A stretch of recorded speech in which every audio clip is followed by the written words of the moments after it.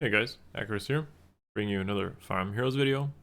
Today's video is going to be a little different, because obviously we've been covering a lot of new stuff lately, but I wanted to talk here more about the importance of stats in Fire Emblem Heroes, okay? So this video is going to take a look at basically how stat allocation can make or break a unit, depending on, what they have, where their stats go.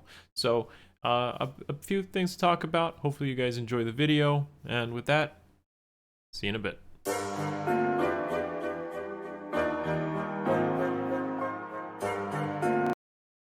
Alright guys, so welcome to the highest HP, highest attack, highest speed, highest defense, highest res video. Okay, so I'm going to actually look at the candidates for like the highest stat allocations in their particular fields, meaning we're going to look at characters like Arden here and how viable or how relevant is their stat spread. I'm going to preface this video by telling you that usually when a unit has like a really high stat in something like HP in the case of Arden, or let's say Edelgard with attack, they tend to be pretty min-maxed. And if you don't know what that means, that's basically like they're dumping usually a stat they don't use and then really pumping up stats they do use. That actually tends to be a good thing in most cases with these types of units, as opposed to it being like wasted stat allocations. So stats matter quite a bit actually. Especially when a unit is min-maxed. And I would say over time, units that are min-maxed age better than those that are not. So like a generalist, for example, will not age as well as someone who is min-maxed. For example, Fjorm. So Fjorm was just like a unit with stats all over the place, and that doesn't carry well into situations where units get more and more stats. But units that do actually have fairly min-max stats age pretty well because, well, those stats are still very high in those areas even years down the road. Okay guys, so that's kind of my first take on this, but we're going to actually get through the video and then we're going to really talk about how viable or how relevant that particular stat is. So first up here is the highest HP in Fire Emblem Heroes, which is Arden still, and actually because of his refine, he's, I would say, actually a very good unit, like really good. Probably isn't used as often as he should be, and that HP stat is important, and I'll tell you why. So his biggest weakness is something like res, right? He has really low res, so you AoE him with like Ophelia and you'll do a huge amount of damage.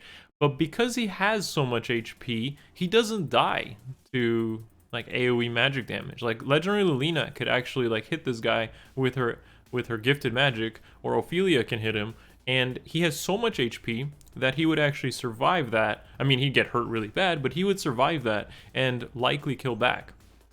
Now, I would say that armors have definitely aged pretty well, mostly because we just have higher quality armors like Vector and Brave Edelgard. But Arden is no slouch either in this area. By having so much HP, so much bulk, and just really good attack and defense stats. So like he is min-maxed in the attack, the defense, and the HP. And the HP is what carries him when you look at his very low res stat. So he just has extremely good bulk, a dual phase brave weapon, which also gives additional attack and defense.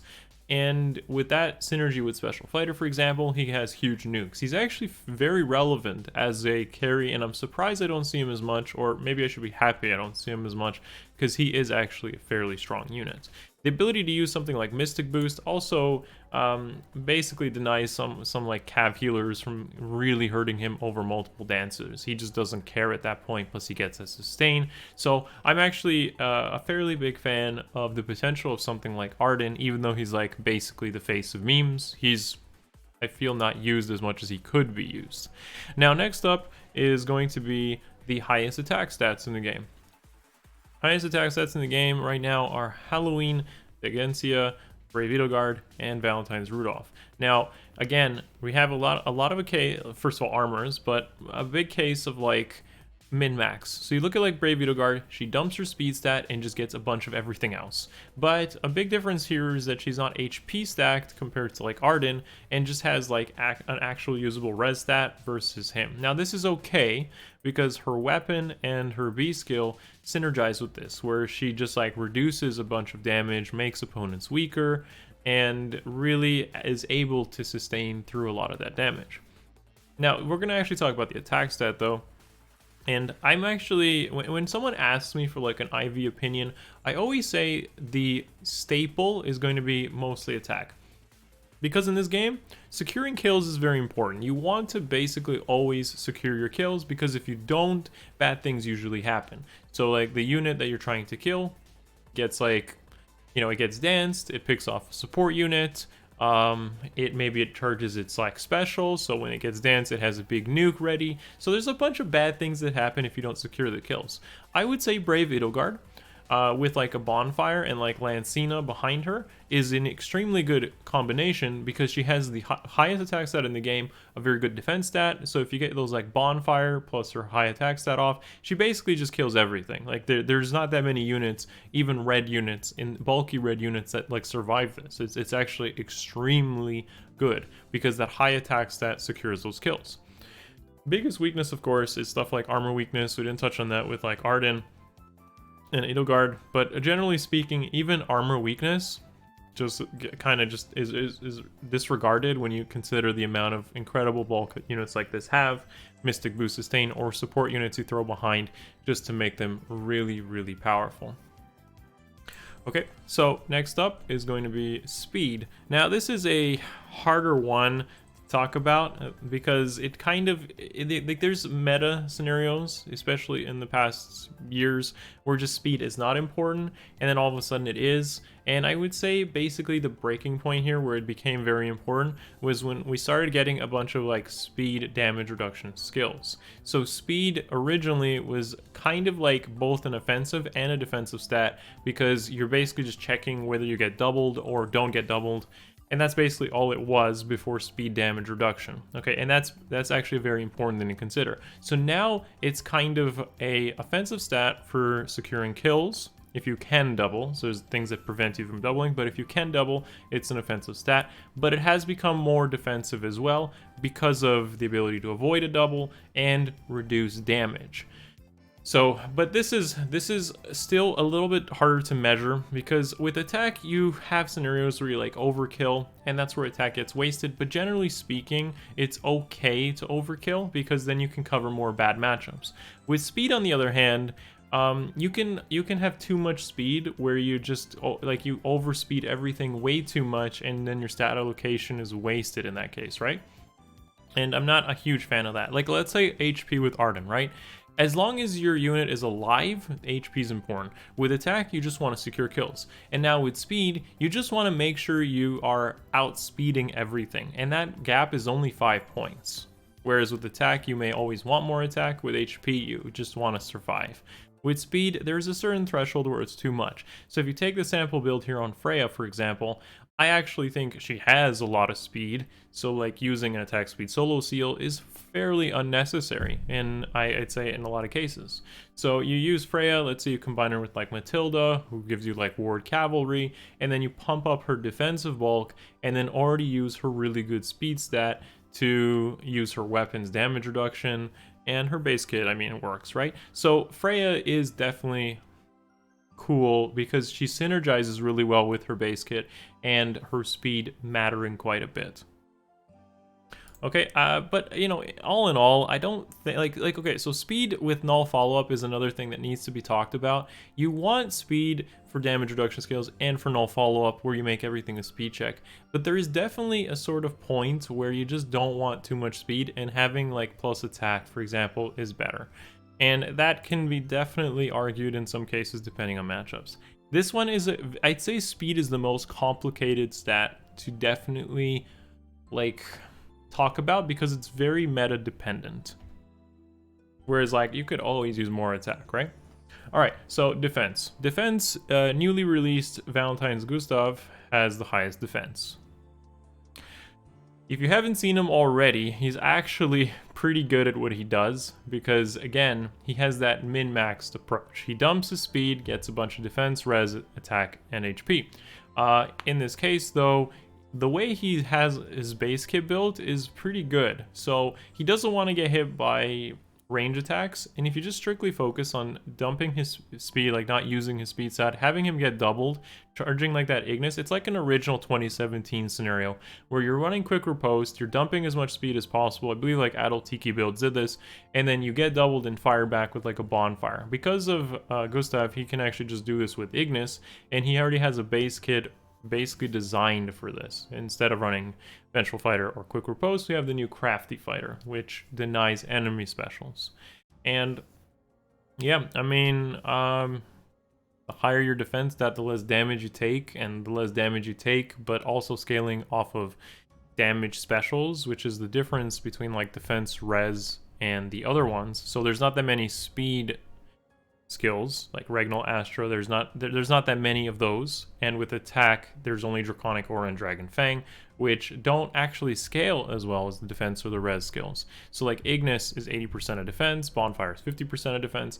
Ignis at 80% of defense off of something like 60 here is an extremely powerful nuke. That is still gonna do like almost 40 damage or something like that. About 40 damage or so on 60 defense. But if you're even higher into the 70s or 80 defense, you're basically looking at 50 or 60 damage nukes off of a special that are almost guaranteed to go off. So in a way, your defense and res stats actually become some of your biggest damage dealers. And we'll cover this when we jump into res in just a moment.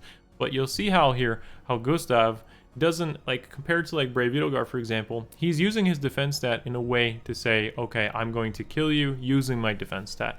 And again, I would say that, you know, compared to speed or attack, defense and res are both stats that are okay to kind of pump up. Whereas speed, there's definitely certain thresholds where you reach where you're like, okay, I'm just kind of outspeeding everything. You know, like a 60-70 speed unit, you're gonna have an advantageous speed matchup against most things. So defense res, obviously, especially in a weapon triangle scenario, that, you know, you're gonna be hit by units that have advantage on you, so having more bulk is good. Same idea as like HP with Arden. Finally, the last thing I want to talk about is the res stat. So the res stat is, again, very interesting, but the difference between that and defense is that most of the threats you see in the game, especially in Ether raids and even Arena to some extent, are res hitting and not defense hitting. I think you'd probably see more defense hitting units in like Arena, but more res hitting units in Ether raids. So in a way, pumping your res stat, and some of the best tanks focused on just strictly range hits tanking, like distant defense 4, high res stats, actually end up being really solid in Ether raids. Like this build here isn't exactly a meme because, and Henriette too, as a contrast to Gustav, are not memes because they actually just reduce all threats that hit them to basically 0 damage.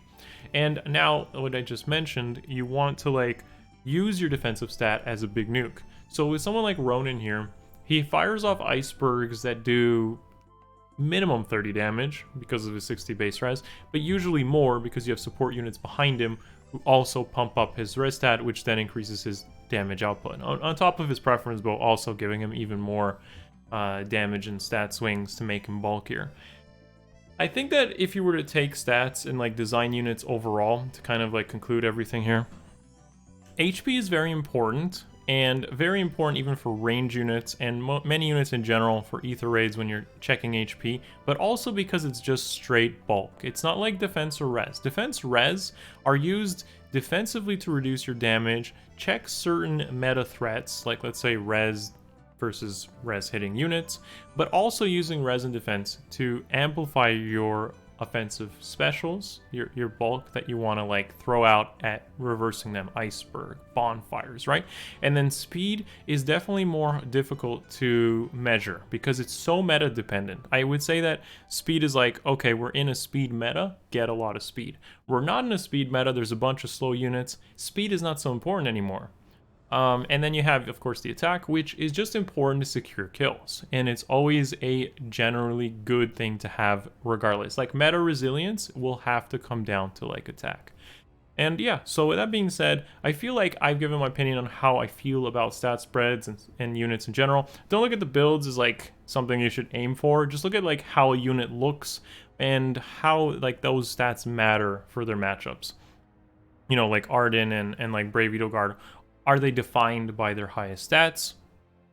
I'd say yeah, like to an extent, yeah. The Ronan too, you know? So you can take this and apply it to any unit in the game that has a really high stat and think about how they're usually better in their roles than like a generalist. Okay guys, I think that's all I'm going to talk about in terms of stats. I'd love to hear your opinion in the comments below. Give the video a thumbs up if you haven't already, and sub to the channel, of course. Thank you guys. I'll see you in the next one. Much love. Peace.